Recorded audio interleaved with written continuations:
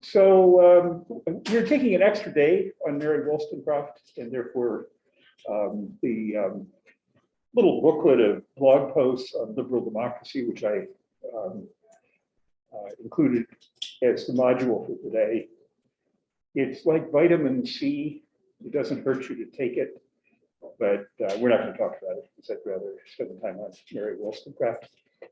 And I'm preparing a similar little kind of electronic book on basically 19th century critics of capitalism. When we turn to Marx, after we've done Darwin, we're turning to Marx.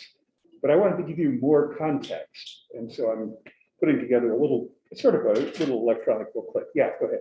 Would you like us to read the content that was supposed to be for today for like next week? It's no, I'm not going to just defer it because then we begin cutting into Darwin and Marx. And it's like a train that's heading from New York to Kansas City. You get delayed in one stop, you never get to Kansas City. So we're on our way to Kansas City. The reason why I asked you to read those posts, and not so much the new fascism, which is, in my opinion, a really serious problem that we're facing in the world, but the new thinking about democracy. The reason why I thought we could spend a day talking about that is that you're now prepared to have a fairly sophisticated conversation about what a democratic liberal republic is and why we should defend it. That's why I was interested in talking about that issue. But on the other hand, I don't want to give short shrift to Mary Wollstonecraft, and therefore we have to make choices. It's all about priorities and choices. Get another angle on this class. So I find this Wollstonecraft book just absolutely fascinating for many reasons. And we spent quite a bit of time last time on biography and her development as a person, as an intellectual, and as a human being. And today I actually have 2 or 3 things which I'd like to ask you how you took those ideas out of the book. So the 3 ideas, and you can be sort of like my Alexa in the room. If I were at home, I would say, Alexa, please remember these 3 points, and she would remind me, my digital assistant, that I don't have that facility here in the room, so you can be Alexa. Her definition of human nature, related to that, her definition of real human freedom, and then her definition of equality between men and women. Those are the 3 topics which I wanted to kind of focus on. And there are comments throughout the readings that we did, but her book is remarkably modern relative to John Locke and Hobbes, maybe a little less strikingly different from Rousseau. It's interesting because she's very critical of Rousseau, but in a way that I want to kind of probe today, she and Rousseau have a lot in common also. So let's begin with that question of how she defines what it is to be a human being, a male human being or a female human being. And then I want to talk about freedom, and then I want to talk about equality. But how do you understand what she has to say about being a human being, about human nature? See if I can. I just need a much bigger screen. That's really the deal. Here we go. Your thoughts. What are human beings? Let's just pull a few ideas out here. Man, the rational animal. That would be Aristotle. Man, the political animal. That actually would be Aristotle and Plato. Do you think that that's Wollstonecraft's idea of what a human being is? Or what human nature is? If you have your text, you might see if you can find some. I've got yeah, here's a blue text. Yeah, good. I'm not sure if this is where I want to start, but it's. I'm really wanting you to probe for yourselves and out of the text. Yeah, go ahead. Yeah, Mitch. I think she kind of sees human nature as like a work in progress that's constantly evolving over time. Mhm. Education plays a big role in how that shapes us. Excellent. So, and when you say a work in progress, do you mean a work in progress over many generations? That's one possibility. Or even within one generation. And within a person herself or a person himself. Exactly. And notice how important both of those ideas are. So let's just kind of dwell on that for 1 second. The idea that human nature is not a fixed, eternal, permanent set of characteristics. Instead, within the individual develops. That's why education is so important, in her opinion. The individual develops over time. So capacities exist as a child, but then human nature, human reality, human personality, human character is formed through, an educational process, a socialization process. And then Mitch proposes that there's also a suggestion of historical development. Remember in my manuscript, I referred to Herder's idea of a culture developing over time also. And I think that's kind of what you're referring to in her writings as well. Okay, there was another comment on this topic, yeah. Oh, I like, you covered it. Well, say it again in your words. Well, I was just thinking too that like human nature isn't maybe even necessarily something that changes within one person, but I think it's also like it changes over time. But when you have someone who is born and existing, human nature is kind of like what they always kind of resort back to. And I think that like education and kind of like socialization stuff kind of changes like kind of those tendencies, but kind of someone's capacity to be able to think, to be able to act, and kind of just people's natural characteristics is kind of what seems more like human nature to me, as opposed to kind of something that you can kind of mold, because human nature seems like just kind of the default. So you are actually taking the contrary view then. You're taking the view that there is something that's kind of fixed, even if there are variations over time and, kind of a flourishing over time. So that is actually two different views. When you think about Locke and Hobbes, they never talk about a child, or they talk about children as not being competent, but they don't talk about anything like moral development or personal development or intellectual development. It's always these full-grown, self-controlled English gentlemen who are creating politics and economics. So they have very specific roles in life. They are fully developed. She is suggesting, I think, that we have to pay, who's we? But intellectuals, people concerned about humanity in history, humanity in, real social circumstances. We have to pay attention to development, and development or education is a crucial part of the formation of human nature. Yeah, we're going to make that good. And continuing on that idea, when I read and what Mitch said also made me think a little more about it. She's like, obviously, development and work in progress, something that needs to be attained. And when I read that, I kept thinking, well, what are we going towards? What are we developing to? What's the end game? And I don't know. Maybe I just didn't catch it, but I didn't understand what we were kind of developing towards. Because obviously, development is important, but to what? It's also important to kind of have like a goal to reach. So you obviously, when you're developing, you kind of follow along a set path to get where you want. Good. And if we were to pick up a copy of the publication of Nazi youth aimed at children in the 1930s, it would have a very different conception of what the cultivation of German boys and girls should be leading towards. So you're entirely right.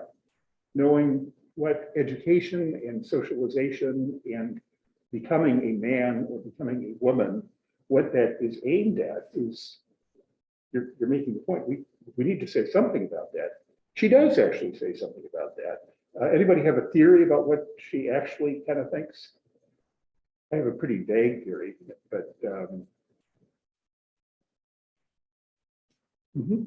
Is maybe like an endpoint for her is just the ability for everybody to choose and understand what they want to choose, because she talks a lot about, you know, like the differences between how boys and girls are raised at this age, but also that none of them is inherently wrong. Like a boy could like act or have the female qualities, and that's fine. Like she's not saying any one is worse than the other, just that there should be a choice to pick which one you want to grow up with or which one they prefer in the future, rather than having it be forced upon them. So I think, Well, isn't she, I'll just take issue a little bit. She's a little bit more judgmental than that. So she doesn't really like the idea that English boy, I have an amazing picture from Eton of these boys in an elite English public school, and it's really an offensive photograph. But it bespeaks a certain set of values about what kind of men we shall become. And it's about power, it's about elite status, it's about wealth, it's about having nice buckles on your shoes. It's about commercial success. She's very specific that that is not a good set of goals. Those are not humanly important goals.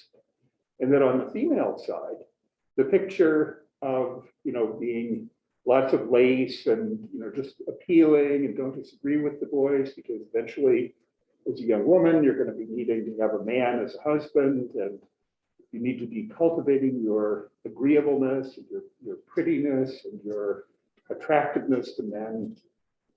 She thinks in both instances, there are false ideals and humanly limiting ideals.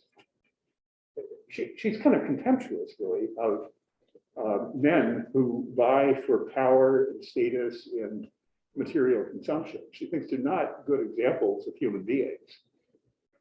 But her positive theory would be to say that, which, by the way, is also Rousseau's theory, through an appropriate kind of education, the human being can flourish with what? Well, with good values and a good appreciation of freedom, which you were saying choice.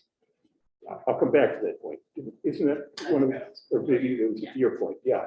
Making choices, that's about freedom and having a capacity to make choices. Absolutely, she does value that capacity. She values freedom. But what is it to be free? And so I'd like to couch it in Wollstonecraft's language, but I'd also like for us to think about it. If you're a 12-year-old, either boy or girl, and I don't know, the hard choices, people are ganging up on a kid in a mean kind of way. So the choice of joining with a bunch of bullies against one kind of vulnerable child. Do you have freedom to join that group of mean kids or not? Or is it a limited freedom that you have?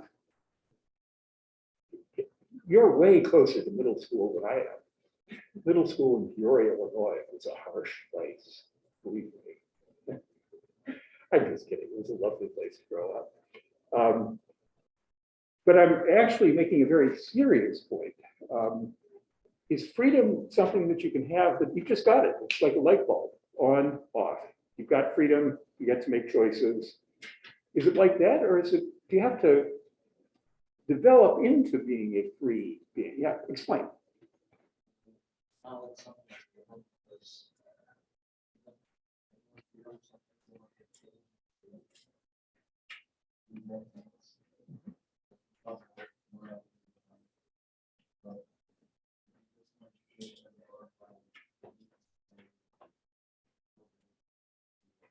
Yeah. So one part of what you're saying is that we're actually, a part of education is becoming less free, not just spontaneous, not just doing what you feel like, but doing either what the rules of the school, or the rules of the state, the rules of the family are, so constraining my choices. Or possibly, what my crowd, what they liked and appreciated value versus what that other group, those outsider types who have no prestige at all, that's also constraining the freedom. What would we sort of hope that a young teenager is learning, she or he, about social pressure on action?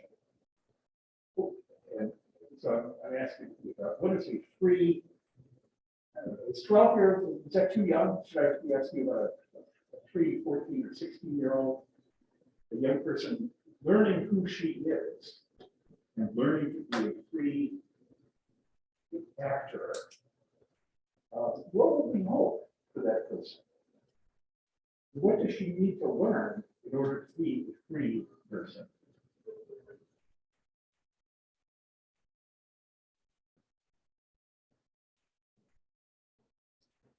I think almost paradoxically, they need to learn what they can't do at first. Because like free doesn't mean literally to do whatever you want, whenever you want. I think it's important to acknowledge logistical and ethical limitations to your freedom. And I think once you understand that the bounds, either in the practical or social environment that you can operate in, then I think once you understand and accept those boundaries, I think you can be free because you know what you can and can't do.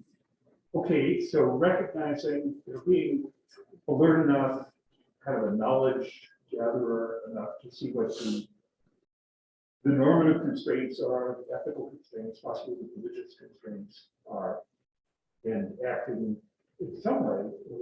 So do we think that the person who recognizes a code of conduct that just says, I just do what the code of conduct says, is that person free?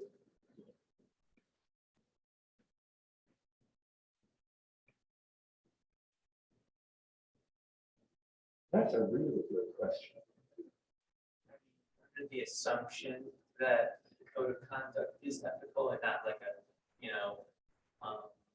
East Berlin, they were very free. And Right. their code of conduct wasn't exactly the most ethical. So I think under the assumption that it is an ethical and logical code of conduct, then yeah, but obviously that's a pretty big assumption. So I think there is some merit to considering is the bounds that you're operating in, are those ethical and logical? Okay, so I think that's pushing the direction that I'm looking for. Wouldn't we want, it's a point that Immanuel Kant made about ethics. When a person is acting correctly, right, morally correctly, it's completely essential that the person should be acting autonomously. Why do I say it like that on that picture? To help you focus on different parts of that word, autonomously.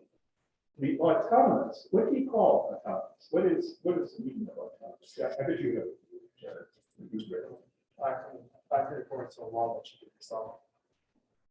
Say it again. Acting according to a law that you do yourself. Yeah, or acting the way you have willed, you have chosen to act in this way.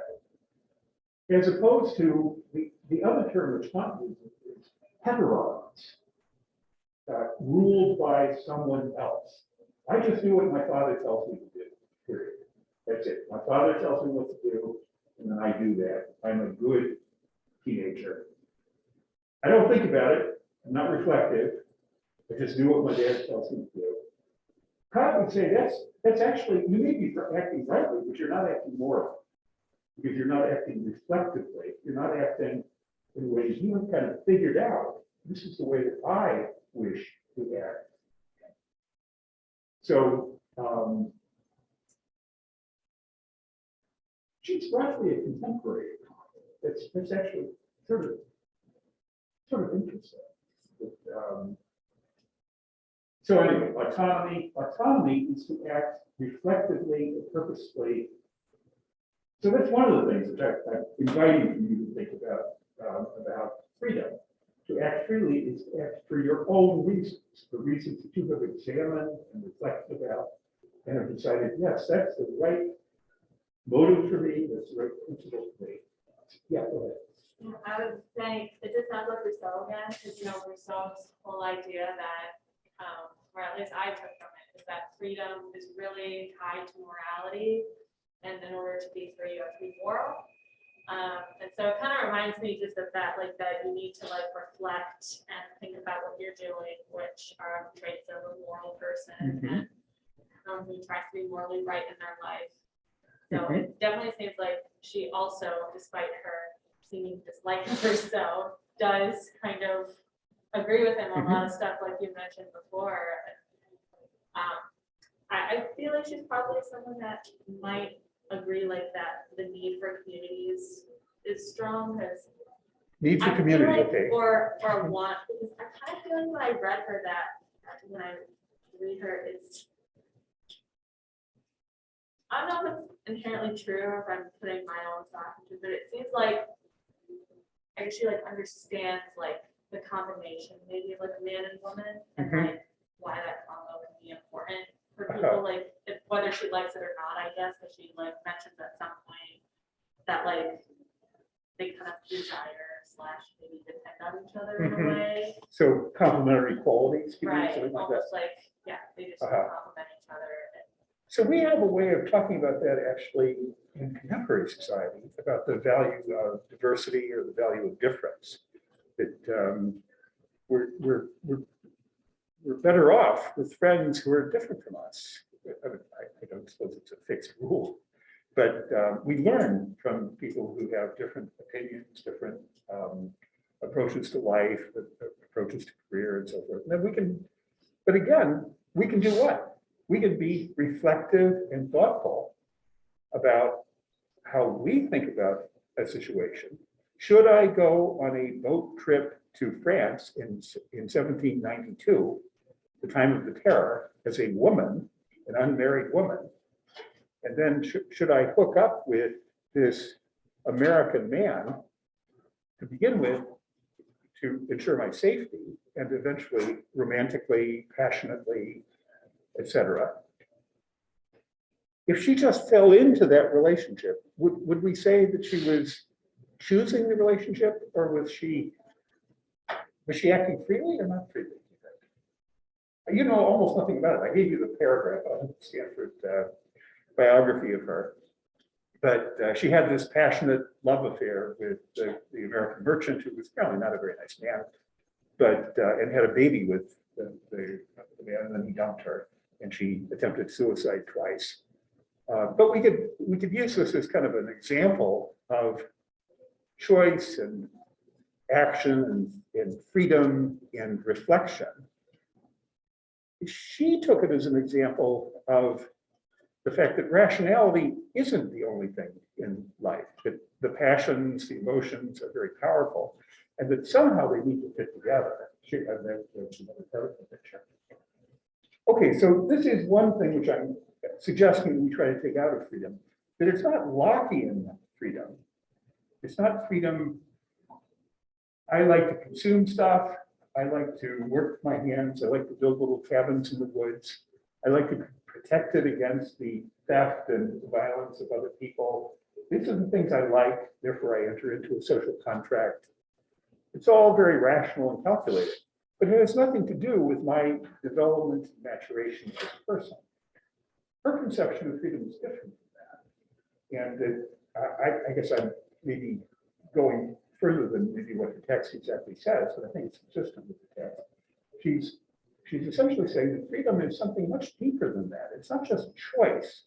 It's choice having thought and reflected and deliberated about values, about what I want to accomplish, what I should accomplish. Your point about the values which, you know, I grew up a devout Muslim, let's say, and then as a teenager, I come to see some of the things that my elders believe.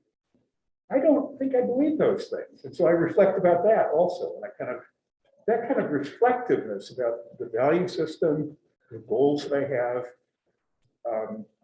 I had a fascinating conversation, I still remember it, some years ago, with a group of student leaders when I was still chancellor, and about half the students in the room were Indian students from India. And we talked about marriage. Actually, we talked about marriage and career. And both of those topics had interesting results, but the career part is the one that I wanted to mention. And I said to the, probably 2/3 of the students in the room were female. I said, is there pressure in your family for a certain kind of career? And these young women and felt as well said yes, to become an engineer or become a doctor. Those are the careers that are acceptable in my family. And anything else is not acceptable. And so it's kind of a family requirement that I should pursue that kind of life, but I don't really want that kind of life. The very same woman said, my mother, every time I go back to India, she's telling me, you're already 22 years old and you're not married. You need to get married. It's very, very urgent and important to me and to our village that you get married. And her response was to say, and she was being quite honest in this small group of students, I'm not ready to get married. I don't want to get married, but my mother wants me to get married. Wollstonecraft actually has situations like that in mind. Social pressure for a certain kind of family behavior, sexual behavior, versus a person choosing for herself what her mode of living will be in the world. That capacity, that's why I asked you 10 minutes ago, what do you need in order to be free? You need a reflective capacity.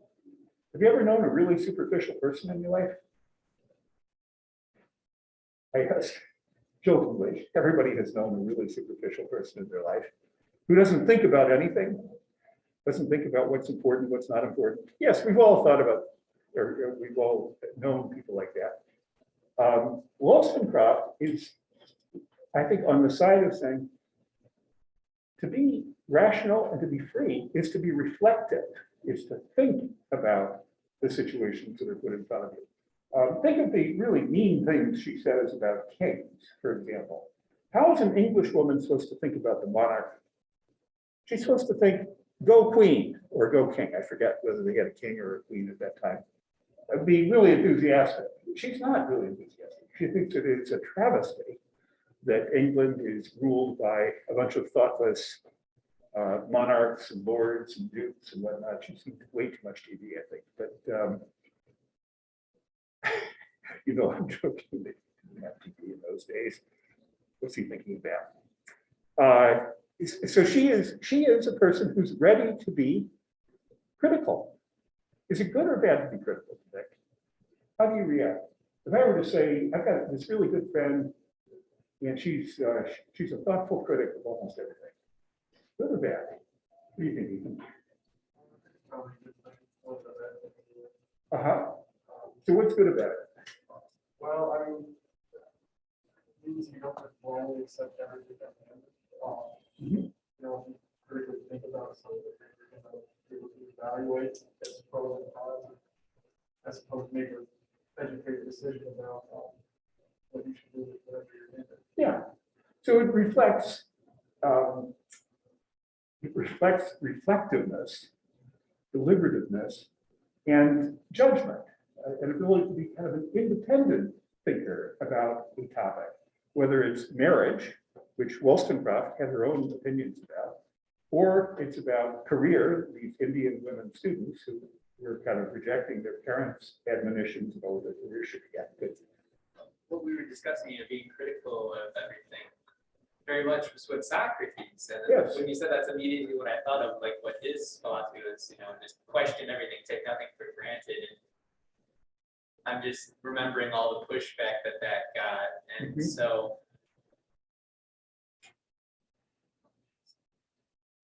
it does have benefits of being not taking everything for granted, like you said. But I also think that if you do really question every single thing, will you ever accept anything? Right. And so obviously that could be. So could you take it to, yeah, we could have a little bit of a theory here about how critical should a well-matured person be? Which is a very hard line to draw. Which would be a hard line to draw, but what I think what we're valuing out of being critical is independence of mind, making your own judgments about social convention, and the prescriptions of the society around you. That's what it is to be a critic. And if you're able to have that, there's poetry about this. It's speaking colonialist, imperialist poetry, unfortunately, it's Rudyard Kipling. If you can keep your something while others around you are losing theirs, ever hear that poem? My mother insisted that I learn that poem by heart when I was a teenager. Do you think that was her way of, this is really interesting. Was that part of her way of educating me? That I should learn the values of I'm gonna look it up in a minute if we have a minute. If you can keep your head when all about you are losing theirs and blaming it on you. Oh, you got it? I found it. Okay. Let's hear the first stanza. Okay. If you can keep your head when all about you are losing yours, blaming it on you. If you can trust yourself when all men doubt you, but make allowance for their doubting too. If you can wait and not be tired by waiting, of being lied about, don't feel wise. Or being hated, don't give way to hating, and yet don't look too good nor talk too wise. Yeah, you can go on. It's a short poem. I was able to memorize it as a Yeah. child, so. If you can dream and not make dreams your master, if you can think and not make thoughts your aim, if you can meet with triumph and disaster and treat those two imposters just the same, if you can bear to hear the truth you've spoken, twisted by knaves to make it trap for fools, or watch the things you gave your life to broken and sweep and build them up with worn out tools. If you can make one heap of all your winnings and risk it on one turn of kitchen toss, and lose and start again at your beginning, and never breathe a word about your loss. If you can force your heart and nerve and sinew to serve your turn long after they are gone, and so hold on when there is nothing in you except the will which says to them, hold on. If you can talk with crowds and keep your virtue, or walk with kings nor lose the common touch, if neither foes nor loving friends can hurt you, if all men count with you but none too much, if you can fill the unforgiving minute with 60 seconds worth of distance run, yours is the earth and everything that's in it, and which is more, you'll be a man, my son. There you go. My mother speaks across the grave. Actually, she would have been 100 years old this year. Astounding. She's been deceased for 10 years, but amazing. My dad passed that mark 5 years ago. He was born in 1917. Believe it or not. Okay, so that's kind of powerful. Anybody know why I said I kind of apologized for this poem? Because I said he's an imperialist poet, colonialist poet. Anybody know about it? A little bit, he is. Yeah, well, he is. This poem isn't so much, doesn't Yeah, show some that. of it is very normal, some of it is kind of a lot. Yeah, there's other poems like Gunga Din, and there's a Burma gal of Sutton, and I know she thinks of me.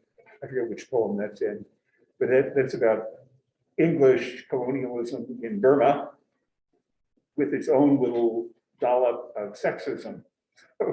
So Rudyard Kipling doesn't have a very high reputation, and yet what's interesting is that there's a lot of philosophy in that poem. Maybe you think I'm being really stupidly superficial when I say that, but there's Aristotle in that poem. There's Wollstonecraft in that poem. There's self-control in that poem. It's just kind of interesting.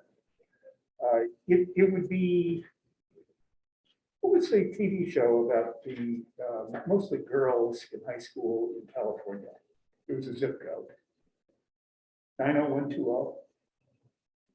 Anybody know about that show?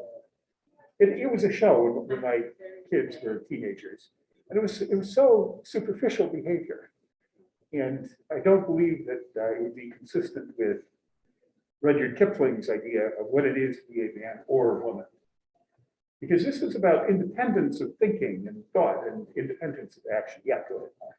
I was gonna say, and I feel like something really important about critiquing is to know like when not to critique. Because there's so many situations where you just like there's no need for you to critique. You're just gonna make people mad if you do. And like I understand like to a certain extent you're gonna make anybody mad with certain critiques. But like I feel like there are times where you just kind of need to just like kind of be quiet with it. And I don't feel like anything big, but like between in friendships, I guess, because I've had some like issues with people that don't know when to like stop critiquing, and I'm just complaining about something small, and it's like a complaint, I don't actually am like, it's just like someone, this person was walking too slow in front of me in the hallway, and it really annoyed me, I was trying to get somewhere, and I couldn't pass them or anything, and they're just like trying to give me reasons why they're being slow, and I'm like. This is why I walk "Just with a try." walking stick. Right, just slam them out of the way, like, just be like, oh, sorry, let's see together. But yeah, and I feel like sometimes you need to. Well, that's totally an interesting point, because courtesy and the graces that we use to get along without antagonism in society, those are also virtues.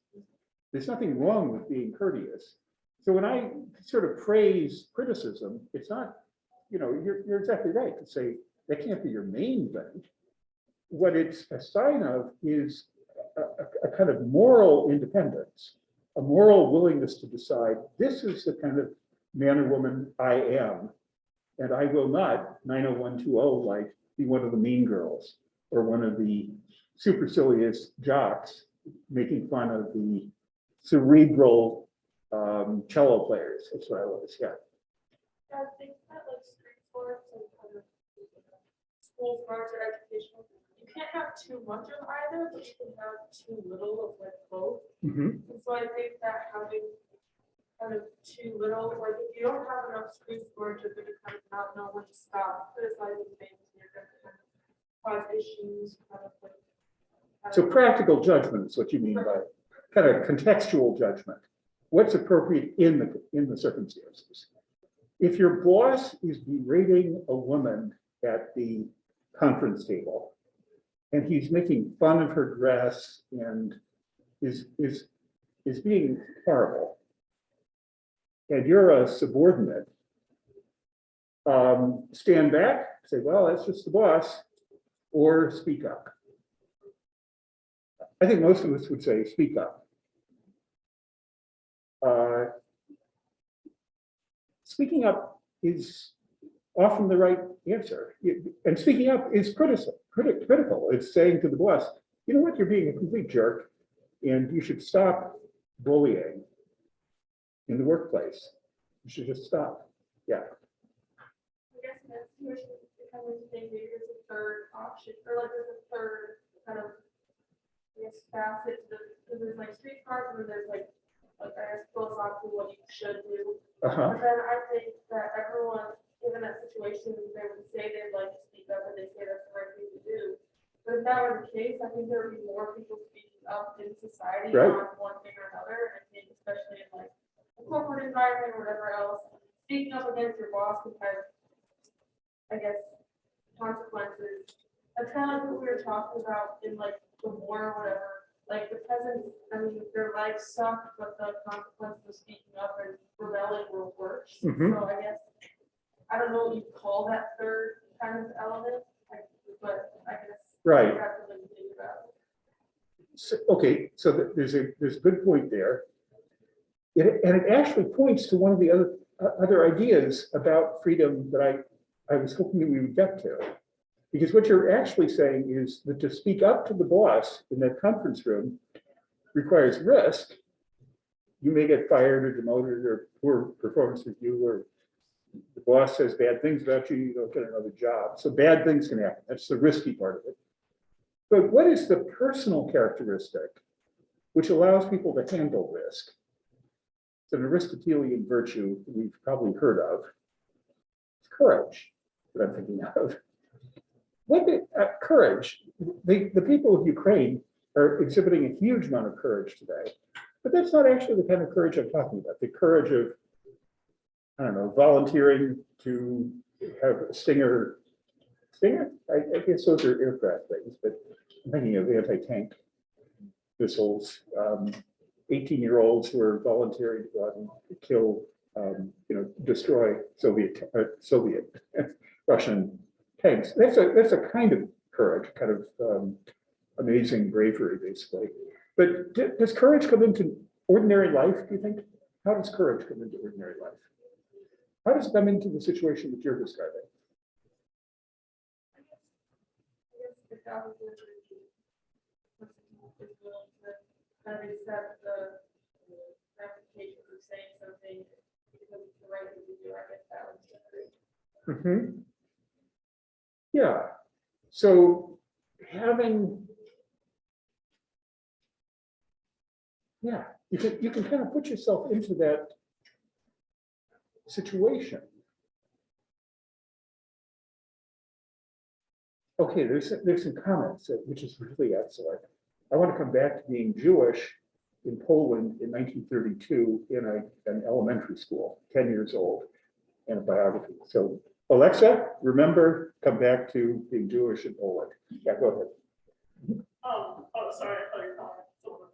No, but like, I honestly, I think Christians better to get life with a mom, and I think maybe this is a little, like, but like, I think it takes some courage to like, you know, be alive and like be willing to try to change things in our world today, because like, there's a lot of problems in the world that need to be addressed, and I think that it takes courage to be a person who realizes that like, we have a problem with like racism, you know, we have problems with our environment, we have problems with, you know, people not being willing to respect each other, and be a person who like works to do even a little something about.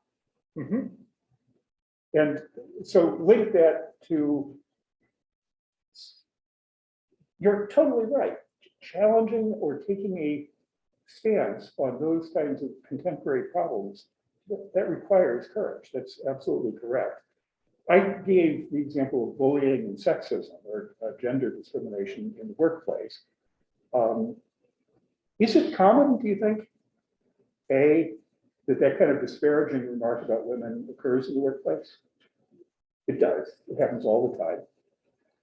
Is it common that co-workers speak up? Male co-workers or female co-workers? Common? Not common. Well, it's not 100%. Yeah, go ahead. I think male coworkers don't speak up oftentimes, not even because they don't want to. Sometimes they're just ignorant and don't even realize it. And I think other times, obviously, they don't really. Sometimes they just kind of prioritize their own well-being. But I think a lot, so men don't speak up as much as they should for those reasons. But I also think that women don't speak up enough either, because they kind of understand that they got to where they are despite a lot of odds, and as much as they would like to stand up for a fellow woman in industry, women in leadership positions, whatever, they realize that they have fewer strikes against them than men do, and will get more chances. But a woman in a position like that, it takes one strike. She could lose everything that she's gained. So I think men and women in both situations don't stand up for someone who is kind of in the situation you discussed, but they don't stand up for her for different reasons. Ignorance versus kind of realistic fear about what the consequences will be. Okay, it's really interesting. And yet,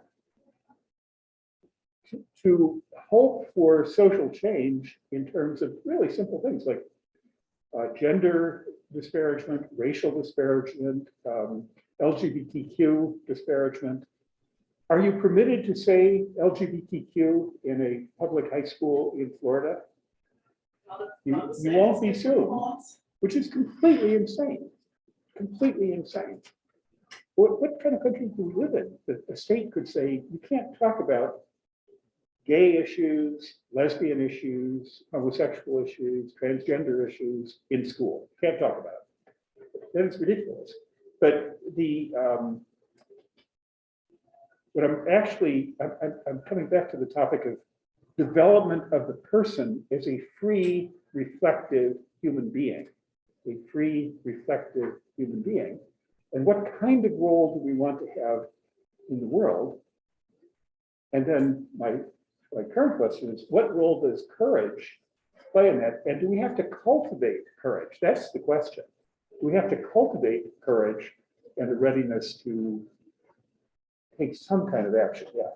Yeah, I think we kind of do, and you can kind of see it, like in your argument about writing like a sexist gloss or whatever. Right? Like there's a reason, you know, if you have a job, you have to take a training every so often about like the harassment policy, you or like the HR open door policy. Mhm. It's like, it's illegal to retaliate for making a complaint, all that stuff. I just did that recently at my job. I went to Target, we did an online training, harassment.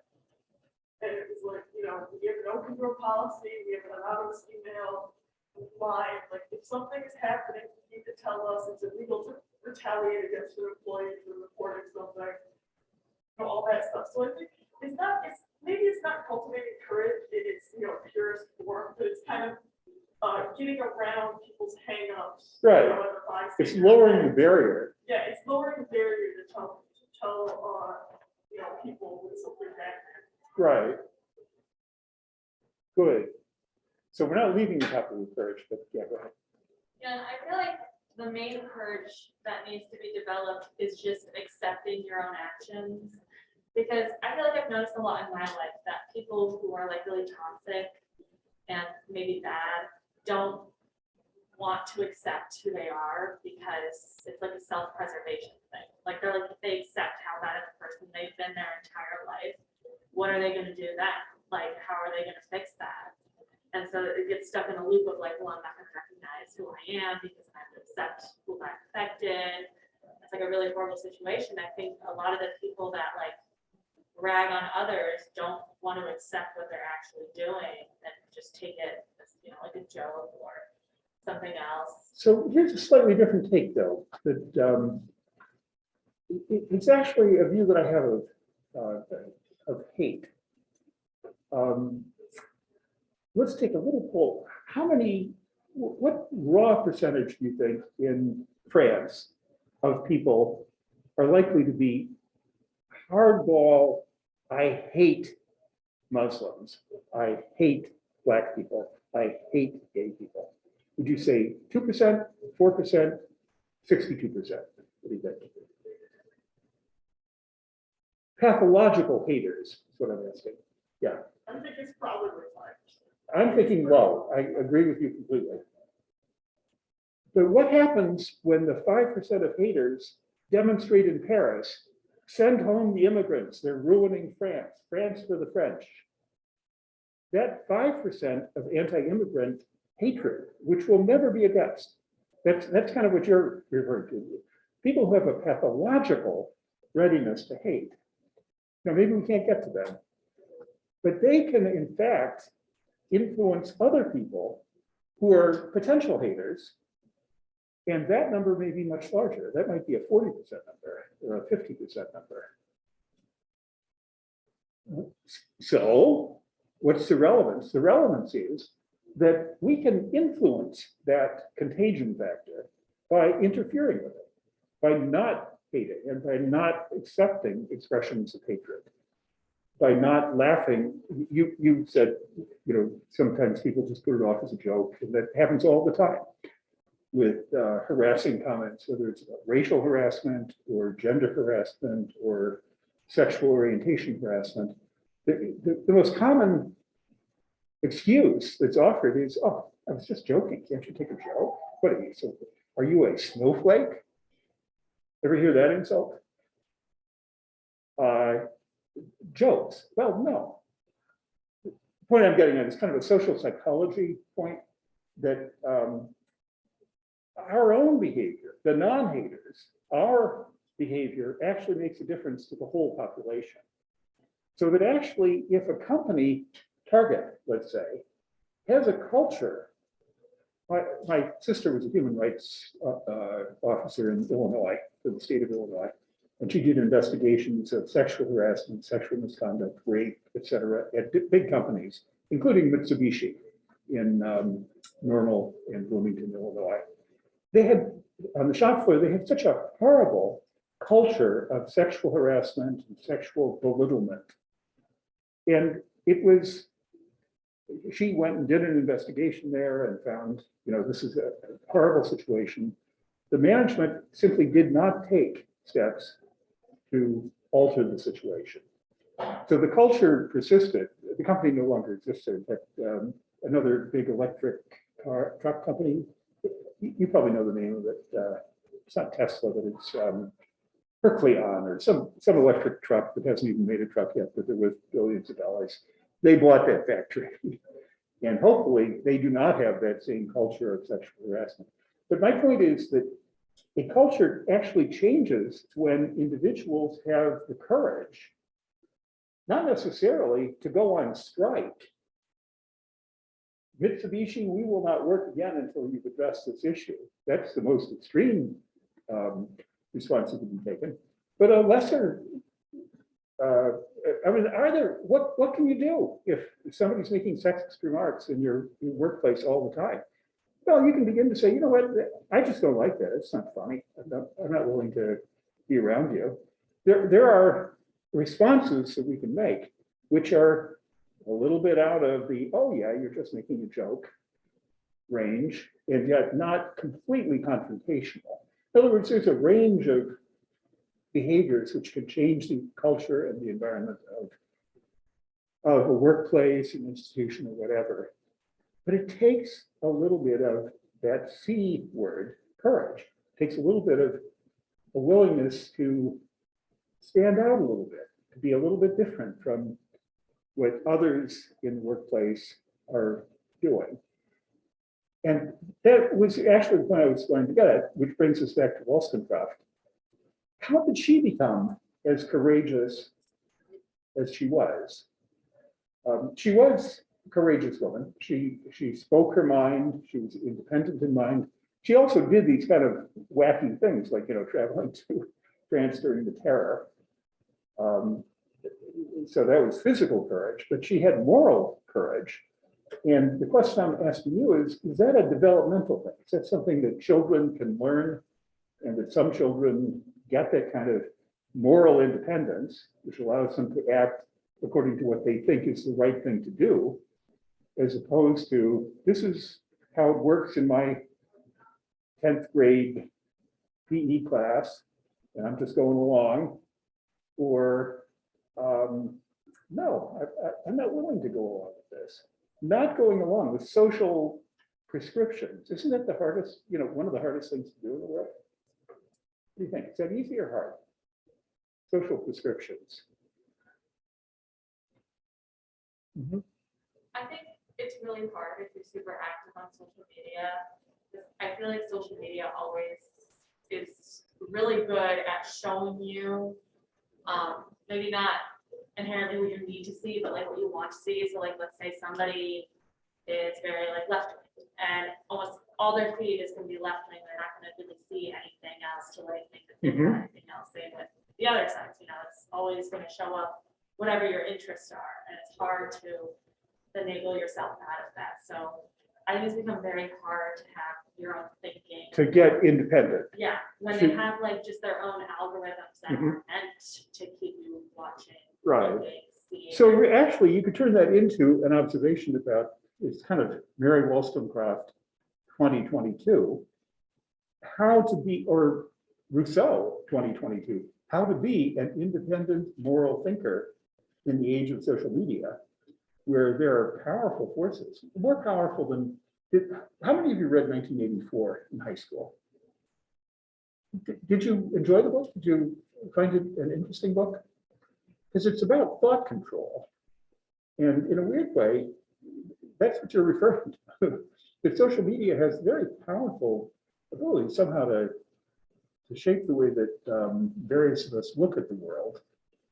And what Wollstonecraft is advocating for is independence of mind. Do your own thinking, and then have the courage to act on your own convictions. If you can act on your own convictions when Twitter and Facebook are all criticizing you, then you will be a woman, my daughter. I can paraphrase that poem in contemporary terms.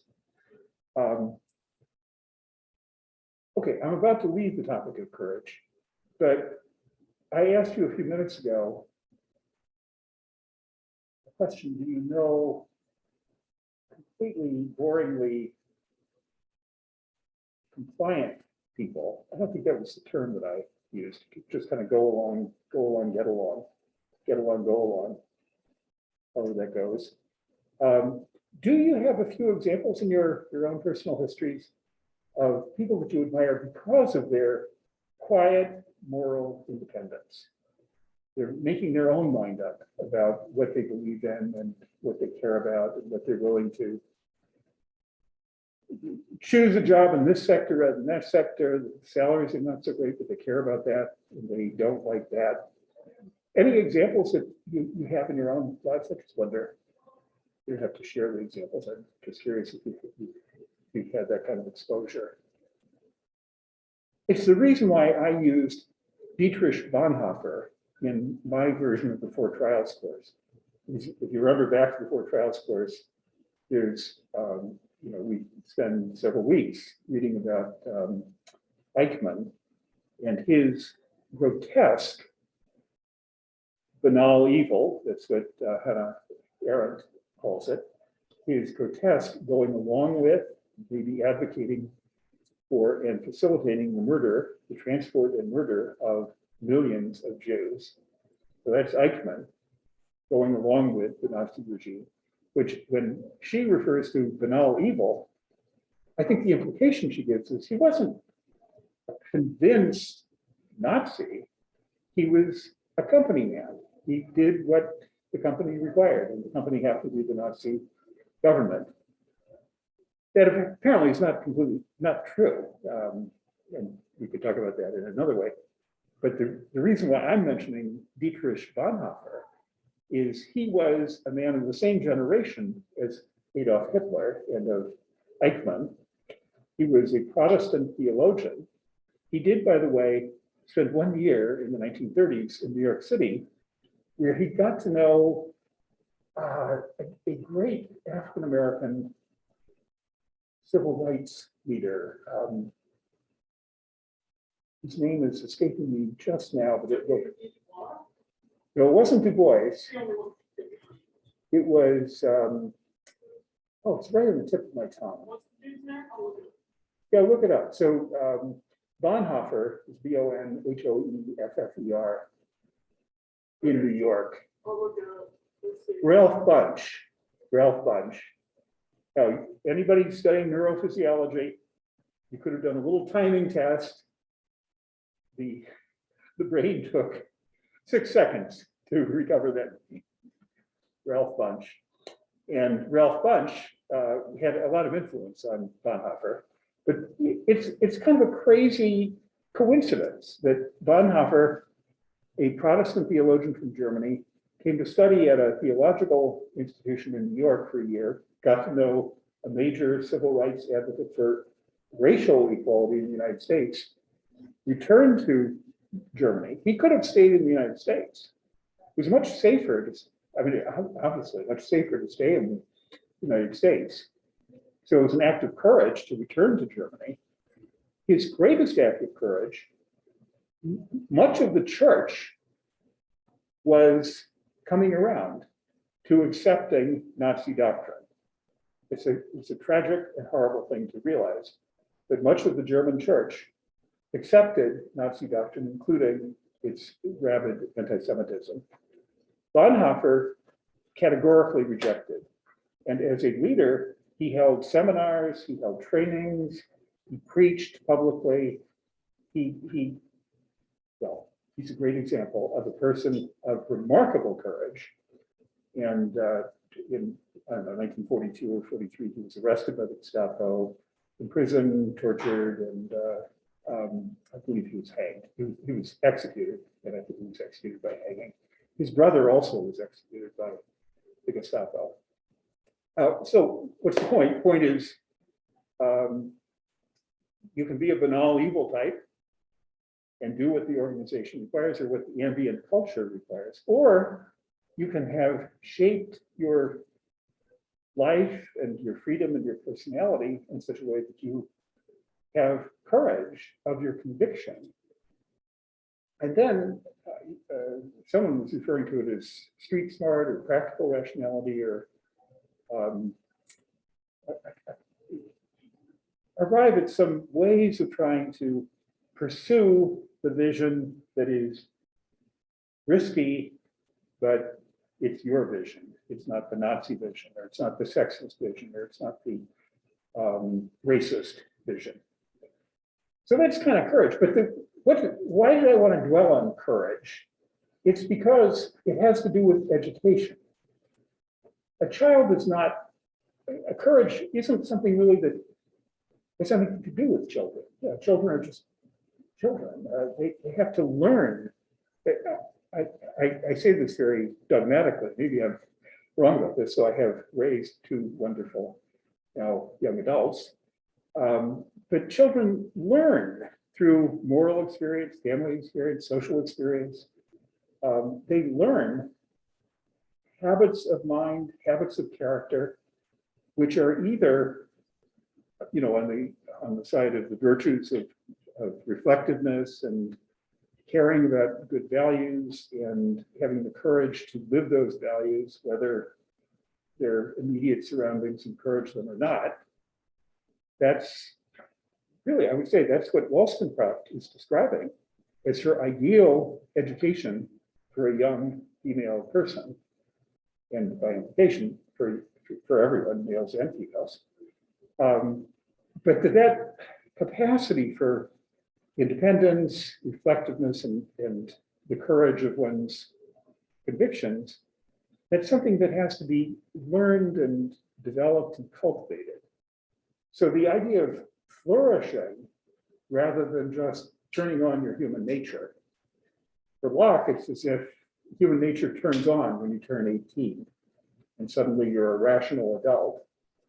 But for Rousseau, through Emile and what he has to say about education of young people, but even more so, I would say for Wollstonecraft, the process of education should be one which elicits that growth of the girl or the boy's capacity for critical self-reflection, self-control, courage, having her or his own conception of what is right, and so forth.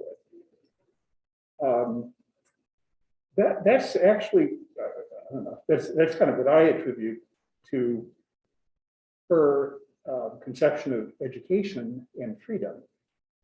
If we understand it this way, then education is freedom, or at least education is the route to freedom, because it is the process through which the individual comes to form her or his characteristics of thought and independence and reflection and self-control, and eventually courage and action in the world. So those were two of the ideas I wanted to talk about. The third idea was equality. So how would you, we're flipping the scenario here. One of you is standing up front and opening the question of gender or sexual equality as Wollstonecraft sees it. What do you think she has to say about equality between men and women? Let's put it as an aphorism.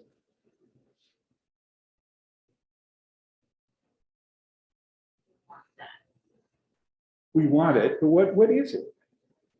That women should be. They should be like allowed to do the same things men are allowed to do, and there should be extra restrictions on them just because they're women. Okay, so restrictions meaning occupation. Yeah, like they can't do certain things. Okay, good. Yeah. So we gotta start here then, so that gender equality in society, which did not exist in 1750 in Great Britain or in England, would involve, according to you, equal political status, right? Equal rights of political participation. The suffrage movement, again, something I introduced into my 4 trials course. Have you run into the suffrage movement in the honors program anywhere? Into Susan B. Anthony, for example, or any of the American movement towards political equality for women? It's just what I think. I'm director of the honors program. It's horrible. But we're talking about, in almost all of the courses, we're talking about human nature and fulfillment of human nature and human equality and so forth. And yet the major struggles for equality, these are concrete historical social struggles. And we do need to understand that. We need to think about who those voices were, what they were aiming for. But let's say that political equality is a part of it, or what we might call civic equality. So that's one piece of equality. I don't think it's the most fundamental, though. You also mentioned something like occupational equality. If boys are to become barristers, lawyers, then it should be open to girls to become barristers also. And that has an implication. What is the implication? If you want to see an England 1850 where girls are as likely to become accountants as accountants, what a great career. As likely to become accountants as boys are. Is there a precondition for that? Another form of equality that would be needed? Can a girl just say, she's 16, I really like that lifestyle, I want to live in the city, capital C, and I'll be a financial accountant. And I'll get a badge, an accountant's badge. Is that how you become an accountant, do you think? I don't think any of you are COP, right? Anybody in COP? No, you need educational preparation. So you can't become an engineer without preparation. You can't become a lawyer or an advocate without preparation. You can't become a financial accountant without, in other words, professional or occupational equality requires educational opportunity equality, which kind of takes us into equality of opportunity for girls and boys. Girls and boys should have the same access and opportunities. Any comments you'd like to make about equality of opportunity? What if you and Dearborn made it harder for girls to gain admittance than boys? What would be, I think our current gender composition is probably, it's heavily weighted. It might be 58-42. I don't know the exact numbers, but right now in the United States generally, way more female undergraduate students are studying than male. Did you know that? Equality of opportunity, why is it important? Who's got an opinion about that? She never speaks of it as, well, she doesn't directly speak. I'm being a philosopher here. I'm digging into what she must have in mind. Access to the development resources needed to become, to have real equality in terms of employment and jobs and career and profession. Her own succession, remember there was that little paragraph I had up on the screen last time about what kind of career did she have? How did she get money and satisfy her life needs? She was a companion, a paid companion in a wealthy household. She was a nanny, basically, or what do you call it? It's not nanny, it's Governance? a governess, that's it. Yeah, she was a governess to children. She had girls' occupations, probably paid just as well as lawyerly occupations in the city, though, don't you think? No, not very likely. So she had access to a very limited range of opportunities. She then tried to create a school. She was a little entrepreneurial, in other words. The school was a complete failure, a financial failure, not educationally, and it collapsed. She was able to earn money. In the end, she mostly earned her living by writing and publishing. And then she did marry. And she wasn't opposed to marriage, by the way. She was opposed to the idea that girls should only think of themselves as potential wives. I guess that's an important distinction. And then, of course, she died young. So equality of opportunity. I'm asking myself, I'm asking you the question, what does she mean by equality? And we've talked about political, legal equality. Not even close in Britain. Women, I believe, in Britain and in I know in the United States for sure, women could not own property in their own name, could not inherit property in their own name. I don't believe she refers to property at all. Anybody remember a reference of female ownership of property in the, I don't remember a reference, but it may be in sections that you didn't read. But if you're thinking civic and political legal equality, you would also be thinking about ownership rights and ability to inherit, an ability to make decisions. Why is it important to, oh, I don't know, if you're a farmer family, and tragically, the father of the house has fallen under the threshing machine and is passed on to the great beyond. But she's a widow. Why would it be important that she have the right to own property?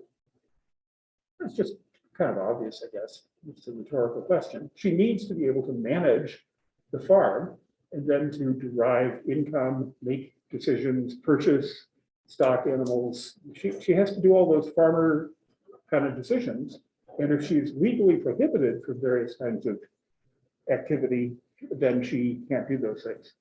Last sentence, though, all of those forms of equality are subordinate to what we've spent the rest of the day talking about.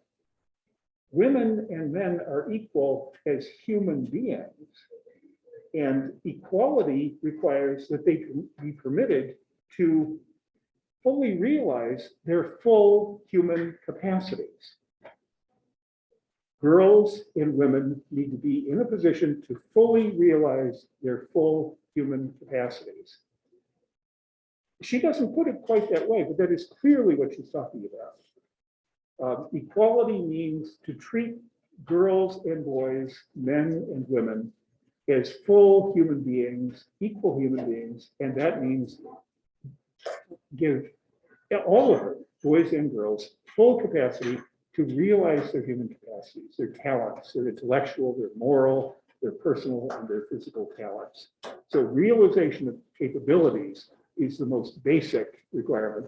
And here's a weird irony. I referred last time to Martha Nussbaum as being a really admirable contemporary philosopher. That's her central idea also. Capabilities and realization of capabilities is the essence of freedom. Okay, next time we're moving on to Darwin. I did make the assignment this morning. You're probably thinking it's not going to be an assignment, so I hadn't done it, but I heard several chapters of Origin of Species. And see you next week.